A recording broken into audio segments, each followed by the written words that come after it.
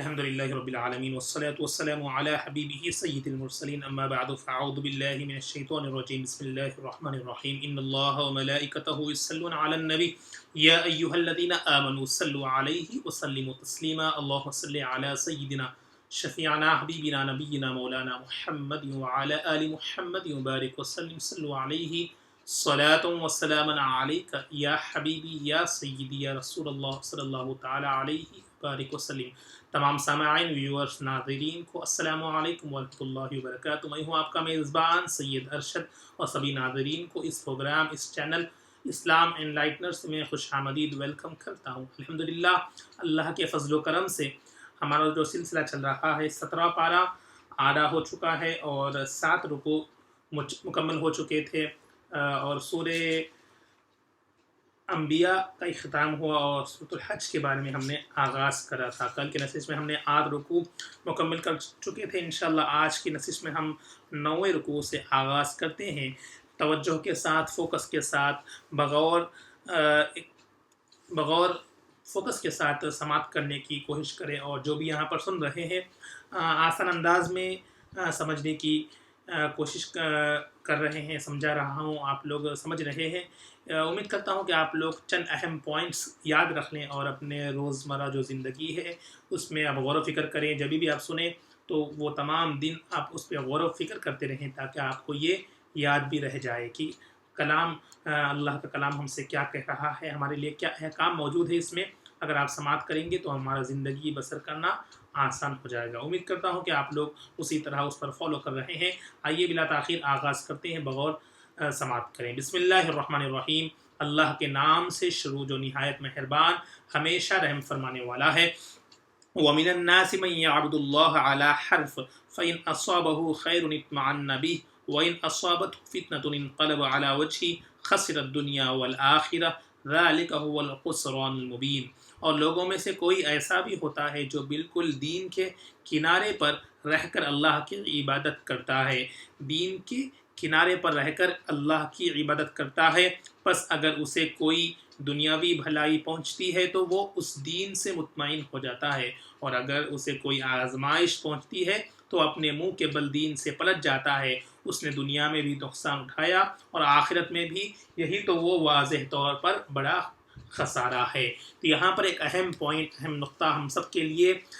بتایا گیا ہے۔ اللہ تعالیٰ فرما رہا ہے کہ اور لوگوں میں سے کوئی ایسا بھی، یعنی چند لوگ ایسے بھی ہیں جو دین کے کنارے پر ہیں۔ مطلب دین کا کنارہ مطلب ایمان کے آخری درجے پر ہے۔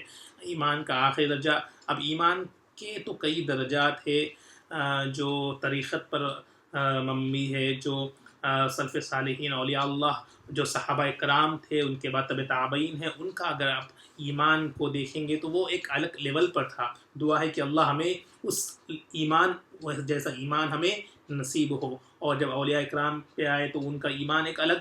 لیول پر تھا، اور جب اس کے بعد علماء اکرام کا اگر آپ دیکھیں گے جو شریعت کے پابند ہے، ان کا ایمان ایک اونچے لیول پر ہے۔ اور اسلام میں، ایمان میں، مومنوں میں ایسے بھی ایمان ہے جو ان کا ایمان آخری لیول پہ ہے۔ شاید ہم بھی اس میں ہو سکتے ہیں، کیونکہ علماء اکرام، اور آج کی اس دور میں اگر آپ غور و فکر دیکھیں گے تو علماء اکرام کا بھی یہی کہنا ہے کہ ہمارا ایمان اتنا کمپلیٹ نہیں ہے۔ خیر ہم فارمیلٹی بیس پہ آج ہم اپنا ایمان کو دیکھتے ہیں کہ اس کا اگزامپل یہ ہے کہ اللہ تعالیٰ فرما رہا ہے کہ ایمان کا آخری حصہ، آخری درجہ جو یہ ہے، جو دین کا آخری کنارے پر، مطلب کیا ہے، اللہ کی عبادت کرتا ہے، اللہ کی عبادت کرتا ہے، اللہ کا فرما بردار ہے، مگر جب کسی بندے کو، آپ کو یا مجھ کو کوئی فائدہ ہو، فار ایگزامپل کچھ اچھا اس کا رزلٹ آئے، تو وہ بندہ اس کو خوش ہو کر اور انشاءاللہ اس پر کنٹینیو کرتا ہے اور تھوڑا بہت اس میں اضافہ ہوتا ہے۔ مگر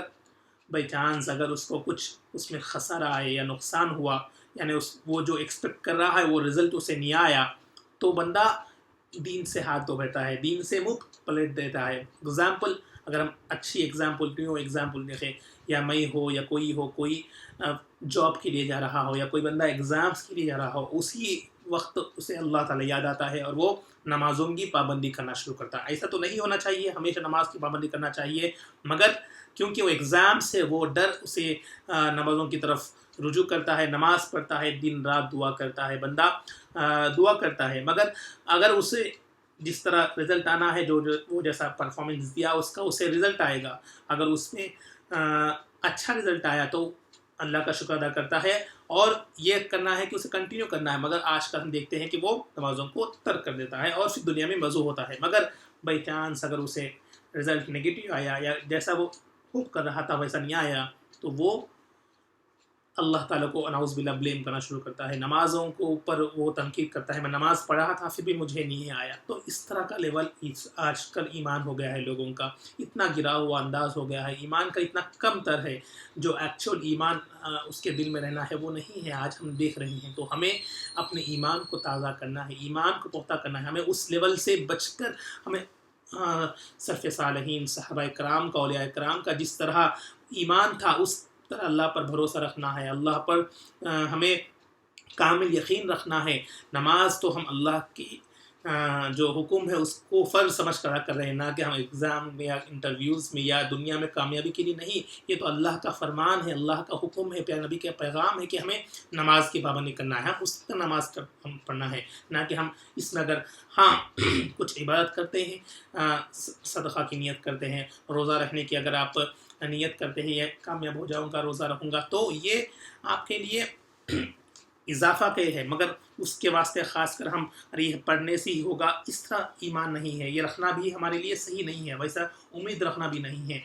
کیونکہ نماز اور دنیا سے کمپیریزن نہیں ہے، نماز اللہ کے لیے پڑھنا ہے، ہر چیز ہمیں اللہ کی رضا کے لیے کرنا ہے۔ تو یہاں پر ایگزامپل سمجھایا آپ کو، تو ہمیں اگر ہم اپنے آپ سیلف اسسمنٹ کرنا ہے کہ ہمارا دین اتنا کمزور ہو گیا ہے، کیا ایمان اتنا کمزور ہو گیا ہے، تو ہمیں اپنے ایمان کو تازہ کرنا ہے، کس طرح اولیاء اللہ سے یا نیک لوگوں سے صحبت رکھ کر، ان سے جو ہمیں اللہ کو یاد دلاتی ہے، اللہ سے ہمیں اپنا ایمان کا بانڈ انکریز کرتا ہے، ان لوگوں کے ساتھ رہ کر، علماء کرام جو شریعت کے پابند ہے ان کے ساتھ رہ کر اپنے ایمان کو تازہ کرنا ہے اور ایمان کے لیول کو بڑھانا ہے، ہر روز اپنے ایمان کو جو لیول رہتا ہے، جیسے ہم بیٹری کو چارج دیکھتے ہیں فون کا، وہ اس طرح رمضان ہے خاص کر اپنے ایمان کو ریچارج کریں، تازہ کریں، اپنے ایمان کو اور اچھے اونچائی پر لے جائیں، اپنے آپ کو سدھرے، اور اس طرح اللہ تعالیٰ فرما رہا ہے کہ جو ہمیں نصیب کی، اگر ہم اس کیٹیگری میں رہیں گے تو وہ خسارے میں رہے، ہمیں اللہ تعالیٰ ہمیں خسارے سے بچائے اور اپنے ایمان کو تازہ کر کر اپنے دین کو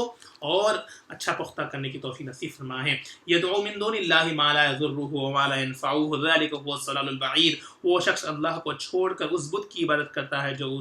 جو نہ اسے نقصان پہنچا سکے اور نہ ہی اسے نفع پہنچا سکے، یہی تو بہت دور کی گمراہی ہے۔ وہ تو ایک لیول کا تھا، اب یہ آیت میں جو کفار مشرکین کر رہے ہیں وہ تو اور بہت دور کی گمراہی میں ہے، وہ اللہ کو چھوڑ کر کسی اور کی پوجا کرتے ہیں، جو بت کرتے ہیں، بت کی پوجا کرتے ہیں، جو نہ کہ وہ نفع پہنچا سکتا ہے نہ خود نقصان بھی پہنچا سکتا ہے، تو وہ بہت دور کی گمراہی، اللہ ہمیں اس گمراہی سے بھی محفوظ فرمائے۔ یدعو لمن ضرہ اقرب من نفعہ لبئس المولا ولبئس العشیر، وہ اسے پوچھتا ہے جس کا نقصان اس کے نفع سے زیادہ قریب ہے، وہ کیا ہی بڑا مددگار ہے اور کیا ہی بڑا ساتھی ہے، وہ ایسے پوچھتا ہے جس کا نقصان اس کے نفع سے زیادہ قریب ہے، یعنی یہاں پر اب بتایا جا رہا ہے کہ جو سیلف اپنے ہی نہ کہ اپنا ہی حفاظت کر سکتا، نہ اس کی پوجا کرتا ہے، لوگ اس کی کفار مشرکین اس کی بت پرستی کرتے ہیں،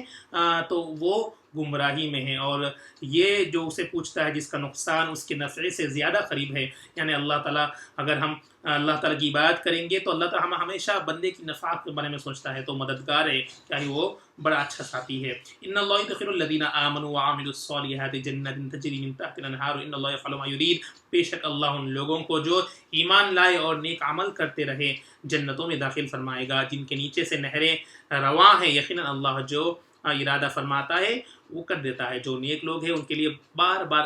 کلام پاک میں الگ الگ انداز میں بشارتیں دی جا رہی ہے کہ جو ایمان لائے اور نیک عمل کرتے ہیں ان کے لیے جنتوں میں داخل فرمائے گا، اور جن کے نیچے نہریں جاری ہیں، نہریں رواں ہیں، یقیناً اللہ جو ارادہ فرماتا ہے کر دیتا ہے، یقیناً بے شک اللہ تعالیٰ اپنے فرمان کے مطابق ہر عمل کو کر دیتا ہے، اللہ چاہے کن تو وہ ہو جاتا ہے فیکون۔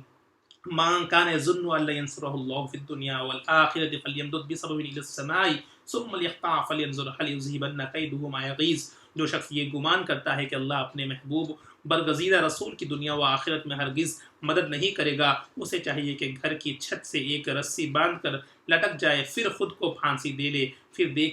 دیکھے کیا اس کی یہ تدبیر اسی نصرت الہی کو دور کر دیتی ہے جس پر غصہ کھا رہا ہے۔ تو یہاں پر جو شخص اگر کوئی امید کرتا ہے کہ اللہ کے پرہیزگار، اللہ کے محبوب بندے، برگزیدہ پیارے نبی صلی اللہ علیہ وسلم اپنے آقا و مولا جس کے ہم امتی ہے، ان کی اگر اللہ تعالیٰ مدد نہیں کرتا تو وہ اس طرح کرے جس سے وہ نصرت کو دور کر دیتی ہے، یعنی اللہ کی مدد اسے دور کر دیتی ہے جس پر وہ غصہ کھا رہا ہے۔ یقینا اللہ تعالیٰ ہر نیک اعمال کرنے والوں کا ہی اللہ تعالیٰ مددگار ہے۔ تو اب تو اپنے پیارے حبیب صلی اللہ علیہ وسلم ہے، اس کی اللہ تعالیٰ ان کی تو ہمیشہ مددگار اور ہمیشہ ان کی کرتے رہتے ہیں۔ وہ قضا جو پیارے نبی کرتے ہیں وہ اللہ کے فرمان کا ہی کرتے ہیں۔ جو بھی آپ کرتے ہیں اپنی زندگی میں، جو آپ نے کیا ہے، تمام چیزیں اللہ کے احکام کے مطابق اللہ کا حکم تھا، اسی طرح آپ نے کرتے گئے۔ وَكَذَلِكَ أَنزَلْنَاهُ آيَاتٍ بَيِّنَاتٍ وَأَنَّ اللَّهَ يَهْدِي مَن يُرِيدُ، اور اسی طرح ہم نے اس پورے قرآن کو روشن دلائل کے صورت میں نازل فرمایا ہے، اور بے شک اللہ جسے ارادہ فرماتا ہے ہدایت سے نوازتا ہے۔ ان الذين آمنوا والذين هادوا والصابئين والنصارى والمجوس والذين اشركوا ان الله يفصل بينهم يوم القيامه ان الله على كل شيء شهيد۔ بے شک جو لوگ ایمان لائے اور جو لوگ یہودی ہوئے اور ستارہ پرست، یعنی چند قوم تھی جو تاروں کی، سٹارز کی، جو ستاروں کی اس کی بھی پرست کرتے تھے، ستارہ پرست اور نصارہ عیسائی اور آتش پرست جو آگ کی پوجا کرتے تھے، جو مشرک ہوئے، یقیناً اللہ قیامت کے دن ان سب کے درمیان فیصلہ فرما دے گا۔ بے شک اللہ ہر چیز کا مشاہدہ یعنی دیکھ رہا ہے، فرما رہا ہے۔ بے شک جو ایمان لائے اور جو لوگ یہودی ہوئے، یعنی جو ایمان لائے ان کی کیٹیگری ہے، اور جو یہودی ہے، نصارہ ہے، جو ستارہ پرست ہے، جو آگ کی پرست ہے، جو آتش کی پرست ہے، ان تمام لوگوں کے کیٹیگری میں کہ اللہ تعالیٰ یقیناً قیامت کے دن اللہ تعالیٰ سب کی درمیان فیصلہ فرما دے گا۔ بے شک اللہ ہر چیز کا مشاہدہ کر رہا ہے، اللہ ہر چیز کا احاطہ لے ہوئے ہیں، ہر چیز کو، ہر کام کو، ہر فعل کو دیکھ رہے ہیں جو بندے کر رہے ہیں۔ الم تر ان اللہ یسجد له ما فی السماوات وما فی الارض والشمس والقمر والنجوم والجبال والشجر والدواب وكثير من الناس وكثير حق عليه العذاب ومن يهن الله فما له من مكرم ان الله يفعل ما يشاء۔ کیا تم نے نہیں دیکھا کہ اللہ ہی کے لیے وہ ساری مخلوق سجدہ ریز ہے جو آسمانوں میں ہے اور جو زمین میں ہے، اور جو سورج بھی اور چاند بھی اور ستارے بھی اور پہاڑ بھی اور درخت بھی اور جانور بھی اور بہت سے انسان بھی، اور بہت سے انسان ایسے بھی ہے جن پر ان کے کفر و شرک کے باعث عذاب ثابت ہو چکا ہے، اور اللہ جسے ذلیل کر دے تو اسے کوئی عزت دینے والا نہیں۔ بے شک اللہ جو چاہتا ہے کر دیتا ہے، جو کر دیتا ہے۔ تو یہاں پر اس آیت میں اللہ تعالیٰ فرما رہا ہے کہ دنیا کی یعنی زمین و آسمان جو تمام مخلوق اللہ نے پیدا فرمائی، اس میں اللہ تعالیٰ کے سجدہ ریز ہے۔ تمام مخلوق جو اللہ نے بنائی ہے، تمام لوگ، تمام مخلوق اللہ کی سجدہ ریز ہے جو آسمانوں میں ہے اور زمین پر ہے۔ مثلا سورج، چاند، ستارے، نباتات، حیوانات، جن و انس، اور کچھ انسان بھی، اور کچھ انسان جو اللہ کے عذاب نے انہیں مشرک بنا دیا ہے، اللہ کے کفر و شرک میں باعث ہے، تو عذاب ثابت ہے ان پر۔ تو تمام لوگ اللہ کے سجدہ ریز ہے، اور اللہ جسے ذلیل کر دے تو بے شک اللہ اسے کوئی عزت دینے والا نہیں۔ اگر اللہ وہ تو عز من تشاء وہ تو ذل من تشاء، اللہ جسے چاہتا ہے عزت سے نوازتا ہے اور جسے چاہتا ہے ذلت سے۔ تو یہاں پر اللہ فرمایا اللہ جسے ذلیل کر دیتا ہے تو اسے اور کوئی دنیا میں عزت دینے والا نہیں ہے۔ تو بے شک اللہ جو چاہتا ہے کر دیتا ہے۔ تو دعا ہے کہ اللہ ہمیں اس ذلیل ہونے سے محفوظ فرمائے، اور ہمیں عزت والوں بندوں میں ہمارے فہرست نام کو داخل فرما دے۔ تو یہ آیت سجدے کی آیت ہے، یہ قرآن کا 6واں سجدہ ہے۔ تو تمام حضرات جو بھی سن رہے ہیں اس کے بعد سجدہ کر لیں، اللہ کے بارگاہ میں سجدہ ریز ہو جائیں۔ هذان قسمان اختصموا في ربهم فالذين كفروا قطعت لهم الثياب من نار يصب من فوق رؤوسهم الحميم۔ یہ دو فرقے ہیں جو اپنے رب کے بارے میں جھگڑ رہے ہیں، پس جو کافر ہو گئے ہیں ان کے لیے آتش دوزخ کے کپڑے کاٹ کر سی دی گئے ہیں، ان کے سروں پر کھولتا ہوا پانی ڈھیلا جائے گا۔ اب یہاں پر دو فرقوں کے بارے میں بتایا جو اپنے رب کے بارے میں جھگڑ رہے ہیں۔ ایک فرقہ جو کافر ہو گئے ہیں ان کے لیے آتش دوزخ کے کپڑے کاٹ کر سی دیے گئے ہیں، ان کے سروں پر کھولتا ہوا پانی ہے۔ جو مشرک ہے، جو کافر ہے، ان کے لیے یہ عذاب لکھا ہوا ہے، یسحر به ما فی بطونہم والجلود، جس سے ان کے شکم منہ پہ جو کچھ ہے پگھل جائے گا اور ان کی کھالیں بھی پگھل جائے گی۔ اللہ ہمیں اس عذاب سے محفوظ فرمائے۔ وَلَهُمْ مَقَامِعُ مِنْ حَدِيدٍ، اور ان کے سروں پر مارنے کے لیے لوہے کے ہتھوڑے ہوئے ہیں، یعنی ہتھوڑوں سے، لوہوں کے ہتھوڑوں سے ان کے سر پر مارے گئے ہیں۔ جو کافر ہے ان کا عذاب لکھا ہے، كُلَّمَا أَرَادُوا أَن يَخْرُجُوا مِنْهَا مِنْ غَمٍّ أُعِيدُوا فِيهَا وَذُوقُوا عَذَابَ الْحَرِيقِ، وہ جب بھی شدت کی تکلیف سے وہاں سے نکلنے کا ارادہ کریں گے تو اس میں واپس لوٹائے دیے جائیں گے، اور ان سے کہا جائے گا سخت آگ کے عذاب کا مزہ چکھو۔ یا اللہ ہمیں اس سخت عذاب سے محفوظ فرما دے، تمام امت مسلمہ کو یا اللہ اس عذاب سے محفوظ فرما دے۔ جو کافر ہیں ان کے لیے یہ عذاب لکھا ہوا ہے، کیونکہ وہ لوگ گمراہ ہو گئے ہیں اور اللہ کی نافرمانی کرتے تھے۔ ان اللہ يدخل الذين آمنوا وعملوا الصالحات جنات تجری من تحتها الانہار يحلون فيها من اساور من ذهب ولؤلؤا ولباسهم فيها حریر، بے شک اللہ ان لوگوں کو جو ایمان لے آئے ہیں اور نیک عمل انجام دیتے ہیں جنتوں میں داخل فرمائے گا، جن کے نیچے سے نہریں جاری ہیں، وہاں انہیں سونے کے کنگنوں اور موتیوں سے آراستہ کیا جائے گا، اور وہاں ان کا لباس ریشم ہوگا۔ تو یہ جو ہمیشہ ہر جگہ آپ دیکھیں جب دوزخ کا عذاب کا تذکرہ ہوتا ہے اس کے بعد ساتھ ہی ساتھ جنت کا بھی تذکرہ ہوتا ہے۔ جو دوزخ میں جائیں گے ان کا تذکرہ ہو رہا ہے، جو نافرمان ہیں، فرما بردار نہیں ہیں، اللہ کے روگردانی کرنے والے ہیں، اللہ کے پیغام کو انکار کرنے والے ہیں، جو کفار ہیں، مشرکین ہیں، آتش پرست لوگ ہیں، ان کے بارے میں جہاں پر تذکرہ ہو رہا ہے وہ دوزخ کا ہو رہا ہے، کیونکہ وہ لوگ ایمان کے دعوت کے بعد بھی وہ لوگ ایمان نہیں لائے ہیں، اور جو نیک اعمال کرتے تھے، جو اللہ کے پر یقین کرتے تھے، اللہ پر ایمان لاتے تھے، وہاں پر ایمان والوں کے لیے جنت کی بشارت دی گئی ہے۔ اور بتایا جا رہا ہے کہ کیونکہ دنیا میں مردوں کے لیے سونا، کنگن حرام ہے، ریشمی لباس بھی حرام ہے، مگر وہاں پر جنت میں ان کے لیے ایک نعمتیں دی جا رہی ہے کہ انہیں کنگنوں، سونے کے کنگنے اور موتیوں کے آراستہ کیا جائے گا، اور وہاں ان کا لباس ریشمی ہوگا، جو خاص کر کے مردوں کے لیے ایک وہاں پر نعمتیں دی جا رہی ہے جو جنت میں ہے۔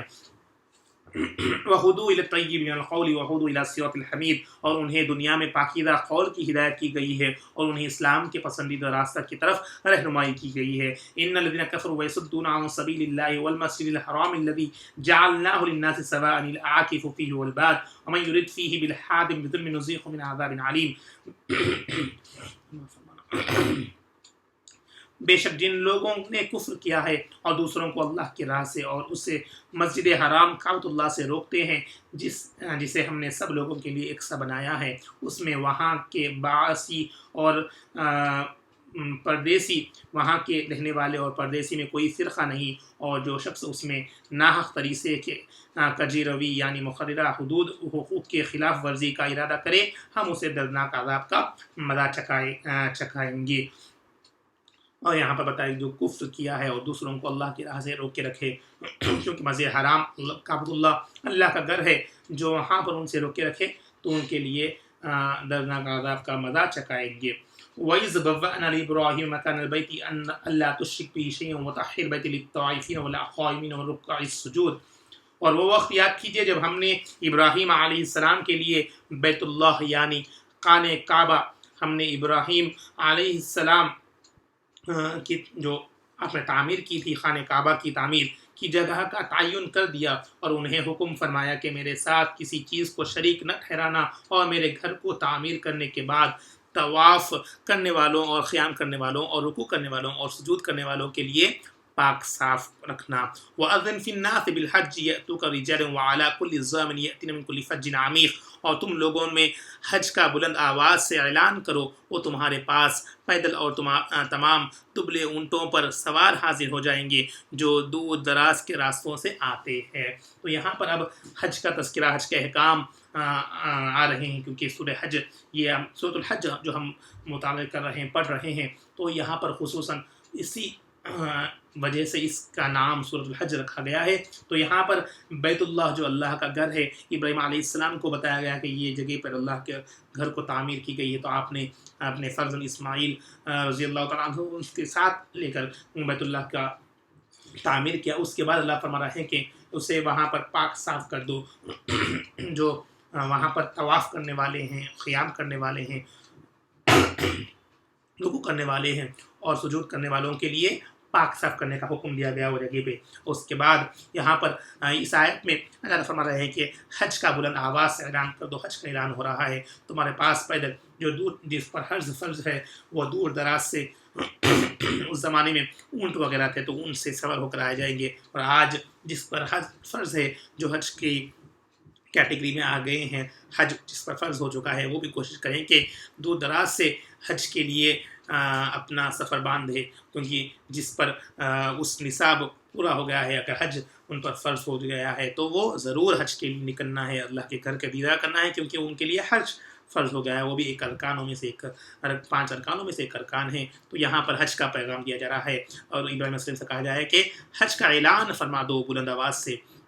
لِيَشْهَدُوا مَنَافِعَ لَهُمْ وَيَذْكُرُوا اسْمَ اللَّهِ فِي أَيَّامٍ مَّعْلُومَاتٍ عَلَىٰ مَا رَزَقَهُم مِّن بَهِيمَةِ الْأَنْعَامِ فَكُلُوا مِنْهَا وَأَطْعِمُوا الْبَائِسَ الْفَقِيرَ،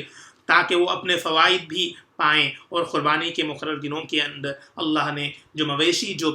چوپائے ہیں ان کو بخشے ہیں، ان پر ذبح کے وقت اللہ کے نام کا ذکر بھی کریں، پس تم اس میں سے خود بھی کھاؤ اور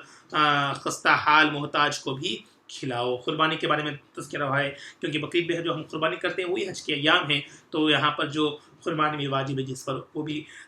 قربانی دے، اور کہا ہے کہ اللہ کے نام سے ہی ذبح کرے، اور جو آپ خود بھی کہیں اسے 3 حصے میں کرے، رشتہ داروں کو اور جو محتاج ہے فقیروں کو غربا کو ان کو بھی تقسیم کرے، محتاج کو بھی کھلائے۔ ثم لیغزو، یہ تو یہاں پر قرآن پاک میں آپ کو احکام دیا گیا ہے، اور اس کے تمام مسئلے مسائل احادیث میں آپ کو پریکٹیکلی پہلے نے کر کے بتایا ہے، تو علماء کرام سے رجوع ہو، اس کے مسئلے مسائل، حج کے مسئلے مسائل، قربانی کے مسئلے مسائل، آپ تمام چیزیں سیکھ کر اس پر عمل کرنے کی کوشش کریں۔ یہاں پر آپ کو میں صرف ٹرانسلیشن کر کے بتا رہا ہوں کہ اس آیت کا ترجمہ یہ ہے، اور اس کا تو بیک گراؤنڈ ہے جو شان نزول ہے، اور جو اس کے مین لنک اپس ہوتے ہیں، تمام چیزیں علماء کرام سے رجوع ہو کر آپ کو مسئلے مسائل سیکھنا ہے، ضروری ہے، کیونکہ ہر مومن پر، ہر مسلم پر ایمان، مسئلے مسائل، اسلام، دین اسلام کا علم سیکھنا فرض ہے۔ ثم لیغزوا تفثهم ولیوفوا نذورهم ولطوفوا بالبیت العتیق، پھر انہیں چاہیے کہ احرام سے نکلتے ہوئے بال و ناخون کٹوا کر اپنا میل کچیل دور کرے، اور اپنی نظریں یا بقیہ مناسک پوری کرے، اور اپنی نظر یعنی جو بھی ہے بقیہ مناسک پوری کریں، اور اللہ کے قدیم گھر خانہ کعبہ کا طواف زیارت کریں۔ تو یہ جو بھی حج کے مسائل ہیں، اگر آپ حج کے مسائل جانیں گے تو تمام چیزیں آپ کو اسٹیپ بائی اسٹیپ بتایا جائے کہ کس طرح آپ کو احرام سے نکلنا ہے، اور کون سے دن کون سے ارکان کرنا ہے، تمام چیزیں آپ کو بتائی جائیں گی۔ ذَلِكَ وَمَن يُعَظِّمْ حُرُمَاتِ اللَّهِ فَهُوَ خَيْرٌ لَّهُ عِندَ رَبِّهِ وَأُحِلَّتْ لَكُمُ الْأَنْعَامُ إِلَّا مَا يُتْلَىٰ عَلَيْكُمْ فَاجْتَنِبُوا الرِّجْسَ مِنَ الْأَوْثَانِ وَاجْتَنِبُوا قَوْلَ الزُّورِ، یہی حکم ہے، اور جو شخص اللہ کی بارگاہ سے عزت یافتہ چیزوں کی تعظیم کرتا ہے تو اس کے رب کے ہاں اس کے لیے بہتر ہے، اور تمہارے لیے سب مویشی چوپائیں حلال کر دیے گئے ہیں سوائے ان کے جن کی ممانعت تمہیں پڑھ کر سنائی گئی ہے، سو تم بتوں کی پلیدی سے بچا کر اور جھوٹی بات سے پرہیز کیا کرو۔ حنفاء للہ غیر مشرکین، ومن یشرک باللہ فکأنما خر من السماء فتخطفه الطیر او تهوی به الریح فی مکان صحیح، صرف اللہ کے ہو کر رہو، اس کے ساتھ کسی کو شریک نہ ٹھہراتے ہوئے، اور جو کوئی اللہ کے ساتھ شرک کرتا ہے تو گویا وہ اسے ایسے ہی جیسے آسمان سے گر پڑے، پھر اس کو پرندے اچک لے جائیں گے، یا ہوا اس کو کسی دور کی جگہ میں نیچے جا پھینکیں گی۔ مطلب اللہ کے اگر ہم قریب ہو جائیں گے، اللہ سے اپنا لگاؤ، اپنا رشتہ مضبوط کر لیں گے تو ہمیں کوئی تکلیف نہیں ہوگی، اور ہم صحیح رہیں گے۔ اگر ہم کسی سے اللہ سے دور ہو کر اللہ کے شرک کسی کو ٹھہرائیں گے، یعنی مشرک سے اگر معبود کی یعنی بت کی پوجا پرسی کریں گے، تو بتایا جا رہا ہے کہ جس طرح آسمان سے پھینکے جاؤ گے اور پرندے آ جھپکیں گے، یا ہوا کوئی دور لے کر پھینکیں گی۔ مطلب یہاں پر آپ کو اللہ والوں سے اگر ہم لگاؤ رہیں گے تو اللہ والوں سے رہیں گے، تو اگر ہم علماء کرام سے قریب رہیں گے، علم دین حاصل کریں گے، تو اللہ سے جتنا ہم رشتہ مضبوط کریں گے، اللہ کو ایک جانیں گے، کسی کو شرک نہیں ٹھہرائیں گے، تو اللہ تعالیٰ ہماری حفاظت فرمائے گا۔ اگر ہم کسی کو شریک ٹھہراتے ہیں، اس میں اللہ کو ایک نہیں مانتے، اللہ کو واحد ایکتا معبود نہیں مانیں گے، تو بتایا جا رہا ہے کہ دنیا میں لوگ ایسے بکھرے ہو جائیں گے کہ اسے ہوا کہیں دور لے کے جا کر پھینکے گی، یا پرندے اسے آ جھپکیں گے، یعنی بکھر جائیں گے، بندہ ایک جہتی نہیں رہے گی۔ ذَلِكَ وَمَن يُعَظِّمْ شَعَائِرَ اللَّهِ فَإِنَّهَا مِن تَقْوَى الْقُلُوبِ، یہی حکم ہے، اور جو شخص اللہ کی نشانیوں کی تعظیم کرتا ہے، یعنی ان جانداروں، یادگاروں، مقامات، احکام اور مناسک وغیرہ کی تعظیم جو اللہ یا اللہ والوں کے ساتھ کسی کی اچھی نسبت یا تعلق کی وجہ سے جانے پہچانے جاتے ہیں، تو یہ تعظیم دلوں کی تقویٰ میں سے ہے۔ یہ تعظیم وہی لوگ بجا لاتے ہیں جن کے دلوں کو تقویٰ نصیب ہو گیا ہے۔ اب یہاں پر بتایا جائے کہ یہی حکم ہے جو شخص اللہ کی نشانیوں کی تعظیم کرتا ہے۔ اب اللہ کی نشانیاں مطلب کیا ہے؟ آج اللہ کی نشانیوں کو، اب کئی نشانیوں کو لوگ غیر ضروری باتوں میں الجھ کر دور ہو رہے ہیں۔ تقویٰ پرہیزگاری چلی گئی ہے۔ تقویٰ حاصل کرنا مطلب کیا ہے؟ تقویٰ کسے کہتے ہیں؟ تصوف لوگوں کو واقف نہیں ہے، طریقت لوگوں کو واقف نہیں ہے۔ تو یہ تمام چیزیں اللہ والوں کے، یا اللہ کو جسے ہمیں اللہ کی یاد دلاتی ہے، وہ چیزیں ہیں جو اللہ کی نشانیاں ہیں۔ اب حج میں کیا دیکھتے ہیں؟ ہر ایک ارکان جو آپ حج کر رہے ہیں وہی انبیاء کرام کی یادگار نشانیاں ہیں۔ زمزم وہ بھی ایک نشانی ہے، کعبۃ اللہ کا طواف وہ بھی ابراہیم علیہ السلام کی نشانی ہے، اور صفا مروہ پہاڑی وہ بھی نشانی ہے جو حاجرہ رضی اللہ تعالیٰ عنہ نے چکر لگائے تھے۔ عرفات کا میدان، مینا کا، مزدلفہ کا قیام، یہ تمام چیزیں نشانیاں ہی ہیں جو اللہ کی یاد دلاتی ہے، اللہ کے پیغمبروں کی، اللہ کے انبیاء کرام کی یاد دلاتی ہیں۔ اسی طرح بیت المقدس جو بھی ہے، اور تمام چیزیں جو ہیں اللہ کی نشانیاں ہیں، اسے ہمیں تعظیم کرنا ہے۔ اسی طرح اللہ والوں کی بھی جو اللہ کو یاد دلائے وہ نشانیاں بھی ہمیں تعظیم کرنے کا حکم دیا جا رہا ہے۔ یہی حکم ہے جو شخص اللہ کی نشانیوں کی تعظیم کرتا ہے۔ لَكُمْ فِيهَا مَنَافِعُ إِلَىٰ أَجَلٍ مُّسَمًّى ثُمَّ احِلُّوهَا إِلَى الْبَيْتِ الْعَتِيقِ، تمہارے لیے ان قربانی کے جانوروں میں مقرر مدت تک فوائد بھی ہے، انہیں قدیم گھر خانہ کعبہ کی طرف ذبح کے لیے پہنچانا۔ تو یہ تمام چیزیں جو بھی ہم قربانی کر رہے ہیں، یہ بھی نشانی ہے، یادگار نشانی ہے، جو ہر سال ہم قربانی کر اسے یاد کرتے ہیں، اور اس کا جو مین مقصد ہے وہ حاصل کرتے ہیں۔ یہ تمام چیزوں سے، نشانیوں سے ہمیں کیا ہے؟ اللہ کی رضا حاصل کرنا ہے، پیارے نبی کی رضا حاصل کرنا ہے۔ تو یہ تمام چیزیں ہمیں، تصوف کسے کہتے ہیں؟ اگر ہم نشانیوں کو غور کر اللہ سے قریب ہوتے ہیں، یہی تصوف کا ایک حصہ ہے، تزکیہ نفس کا ایک حصہ ہے۔ تو تمام چیزیں ہمیں غور و فکر کرنا ہے، ان چیزوں میں بھی ہمیں اپنا وقت بتانا ہے، اور اللہ سے قریب ہونے کے بارے میں بار بار سوچنا ہے۔ وَلِكُلِّ أُمَّةٍ جَعَلْنَا مَنْسَكًا لِيَذْكُرُوا اسْمَ اللَّهِ عَلَىٰ مَا رَزَقَهُم مِّن بَهِيمَةِ الْأَنْعَامِ فَإِلَٰهُكُمْ إِلَٰهٌ وَاحِدٌ فَلَهُ أَسْلِمُوا وَبَشِّرِ الْمُخْبِتِينَ، اور ہم نے ہر امت کے لیے ایک قربانی مقرر کر دی ہے، قربانی مقرر کر دی ہے، تاکہ وہ مویشی چوپائیوں پر جو اللہ نے انہیں عنایت فرمائے ہیں، ذبح کے وقت اللہ کا نام لیں، سوا تمہارا معبود ایک ہی معبود ہے، بس تم اسی کے فرما بردار بن جاؤ، اور اے حبیب عاجزی کرنے والوں کو خوشخبری سنا دیں۔ الذین اذا ذکر اللہ وجلت قلوبهم والصابرین علی ما اصابهم والمقیم الصلاة ومما رزقناهم ينفقون، یہ وہ لوگ ہیں جب اللہ کا ذکر کیا جاتا ہے تو ان کے دل ڈرنے لگتے ہیں، اور جو مصیبتیں انہیں پہنچتی ہیں تو وہ صبر کرتے ہیں، اور نماز قائم رکھنے والے ہیں، اور جو کچھ ہم نے انہیں عطا فرمایا ہے اس میں سے خرچ کرتے ہیں۔ تو یہ اچھے لوگوں کی صفت ہے، یہ جو اللہ کے فرما بردار ہے، جو اللہ کے نام لیوا ہیں، تو جو نیک اعمال کرنے والے ہیں، جو اللہ والے ہیں، ان کی صفت ہے کیا ہے؟ جب بھی انہیں اللہ کا ذکر کرتے ہیں تو اللہ سے ڈرتے ہیں۔ تو اللہ تعالیٰ ایک عاجز میں ہے کہ جو اللہ کے ڈر سے ہر کام کرتا ہے، اللہ کے خوف کو دل میں رکھتا ہے، تو اسے بخش دیتا ہے، اسے جنت واجب کر دیا جاتی ہے۔ یہ بھی میں نے ایک حدیث میں سنا ہے۔ تو یہ تمام چیزیں جو بھی ہے، اللہ کے یاد سے، اللہ کو ڈرنا، اللہ کے ڈر کو، خوف سے ہم اعمال کرنا، اللہ کے خوف سے ہمیشہ دل میں بسانا، اور جب بھی مصیبت آئیں اس پر صبر کرنا، اور نماز قائم رکھنا، جھوٹ نہیں بولنا، یہ تمام چیزیں ہمیں اپنانا ہے۔ وَالْبُدْنَ جَعَلْنَاهَا لَكُم مِّن شَعَائِرِ اللَّهِ لَكُمْ فِيهَا خَيْرٌ فَاذْكُرُوا اسْمَ اللَّهِ عَلَيْهَا صَوَافَ فَإِذَا وَجَبَتْ جُنُوبُهَا فَكُلُوا مِنْهَا وَأَطْعِمُوا الْقَانِعَ وَالْمُعْتَرَّ كَذَٰلِكَ سَخَّرْنَا لَكُمْ لَعَلَّكُمْ تَشْكُرُونَ، اور قربانی کے بڑے جانوروں یعنی اونٹ اور گائے وغیرہ کو ہم نے تمہارے لیے اللہ کی نشانیوں میں سے بنا دیا ہے، ان میں تمہارے لیے بھلائی ہے، پس تم انہیں قطار میں کھڑا کر کے نیزہ مار کر نہر کے وقت ان پر اللہ کا نام لو، اس کا طریقہ بتایا گیا، کس طرح بڑے جانوروں کو قربانی کرنا ہے اس کا طریقہ بتایا جا رہا ہے۔ پھر جب وہ اپنے پہلو کے بل گر جائے تو تم خود بھی اس میں سے کھاؤ اور قناعت سے بیٹھے رہنے والوں کو اور سوال کرنے والے محتاجوں کو بھی کھلاؤ، اسی طرح ہم نے انہیں تمہارے لیے تابع کر دیا ہے کہ تاکہ تم شکر بجا لائے۔ اب یہاں پر مویشی چورپائے کے ساتھ ساتھ اونٹ اور گائے کا جو تذکرہ ہے وہ بھی قربانی کے لیے جانور لے سکتے ہیں، جائز ہے، تو اس کے بارے میں تذکرہ جا رہا ہے کہ اور کس طرح ان کی قربانی دی جائے وہ بھی بتایا جا رہا ہے۔ لن ينال الله لحومها ولا دماؤها ولكن يناله التقوى منكم كذلك سخر لكم لتكبروا الله على ما هداكم وبشر المحسنين۔ اب یہاں پر یہ ہمارے لیے ایک بہت بڑا میسج ہے قربانی کے تعلق سے۔ ہرگز نہ تو اللہ کو ان قربانیوں کا گوشت پہنچتا ہے اور نہ ان کا خون، مگر اسے تمہاری طرف سے تقوی پہنچتا ہے۔ میں وہی بتا رہا تھا، تقوی اللہ کی رضا، اللہ کی یاد میں اللہ کے لیے جو اچھی نیت کے ساتھ اور جو ہم کام کرتے ہیں وہی اللہ کے پاس پہنچتا ہے۔ یہ تو ہم فارمیلٹی ادا کر رہے ہیں، قربانی جو اللہ کا حکم ہے وہ ہم بجا لا رہے ہیں، مگر اللہ کے پاس کیا چیز پہنچتی ہے؟ جو تقوی ہے، جو مقصد ہے، جو اہم جو مین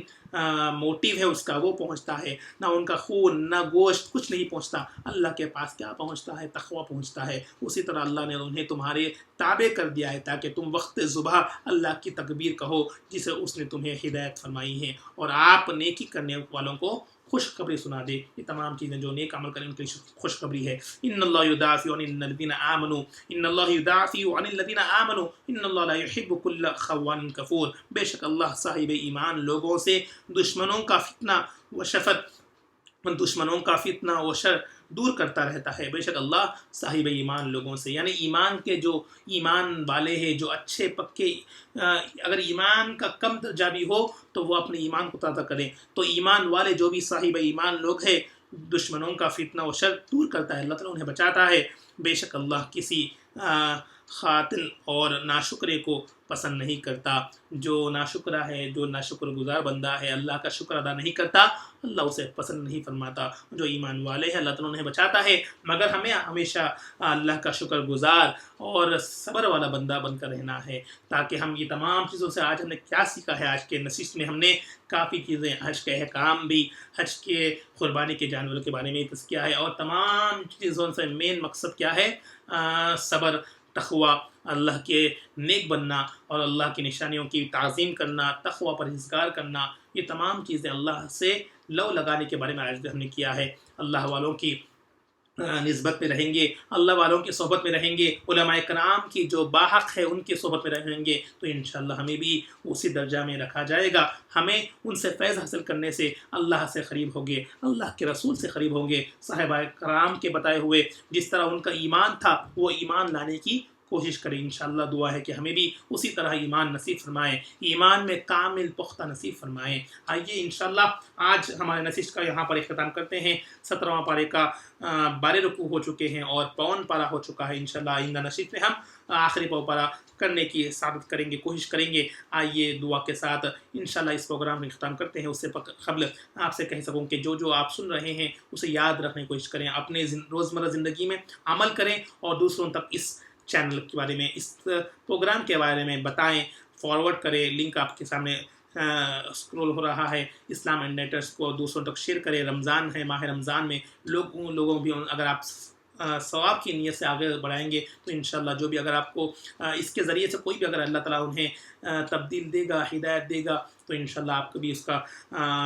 ثواب حاصل ہوگا۔ ثواب کی اچھی نیت سے شیئر کرتے رہیں، دوسروں تک پہنچائیں۔ آئیے دعا کے ساتھ انشاءاللہ اس پروگرام کا اختتام کرتے ہیں۔ رب کی بارگاہ میں دعا ہے، یا اللہ ہم نے جو کچھ بھی پڑھا ہے سنا ہے، اس میں کچھ کوتاہیاں ہو، غلطیاں ہو، اپنے فضل و کرم سے معاف فرما کر یا اللہ اسے اپنے بارگاہ میں مقبول فرما دے۔ یا اللہ پیارے نبی کے صدقے سے، یا اللہ اس کلام پاک کے صدقے سے، اس ماہ مبارک کے صدقے سے، بابرکت والے مہینے کے صدقے سے ہم سب کے گھروں میں رحمت والی برکت نصیب فرما دے، رحمت نصیب فرما دے، اپنے روزگاری میں برکت نصیب فرما دے۔ یا اللہ اپنے ایمان کو تازہ فرما دے، ایمان کو یا اللہ پختہ فرما دے، یا اللہ ایمان کو اعلیٰ لیول میں، یا اللہ اعلیٰ درجے میں پہنچا دے، یا اللہ کم درجے سے محفوظ فرما دے، ایمان پہ ثابت قدمی نصیب فرما دے، یا اللہ تقوی پرہیزگاری نصیب فرما دے، یا اللہ ہمیں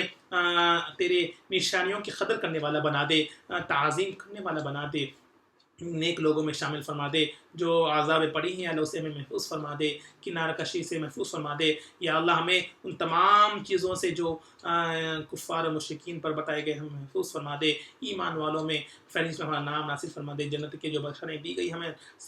شامل فرما دے، اس ماہ رمضان کے فیض و برکات سے ہم سب معلومات فرما دے، روزوں کو قبول فرما دے، تراویحوں کو، ذکر و اذکار کو، نمازوں کو قبول فرما دے، قیام اللیل کو قبول فرما دے یا اللہ، ہم سب کو یا اللہ تمام روزے رہنے کی توفیق نصیب فرما دے، تیری رضا نصیب فرما دے، تیرے پیارے حبیب کی رضا نصیب فرما دے، تیرے پیارے نبی کی محبت کو سے محفوظ فرما دے یا اللہ، تیرے بتائے ہوئے راستے پہ جانے والا بنا دے، تیرا خوف دل میں ڈال دے، ہم سے راضی ہو جا، ہم سے راضی ہو جا، ہمارے والدین کی اساتذہ کے تمام کی مغفرت فرما دے، اس کلام پاک کے ذریعے سے اس ماہ رمضان کے ذریعے ہم سب کی بخش مغفرت فرما دے، ایمان بے خاطر نصیب فرما دے، اللهم ربنا تقبل منا انك انت السميع العليم وتب علينا انك انت التواب الرحيم وصلى الله تعالى خير خلق نبينا محمد وعلى اله وصحبه اجمعين برحمتك يا ارحم الراحمين والحمد لله رب العالمين، لا اله الا الله محمد رسول الله، جزاك الله.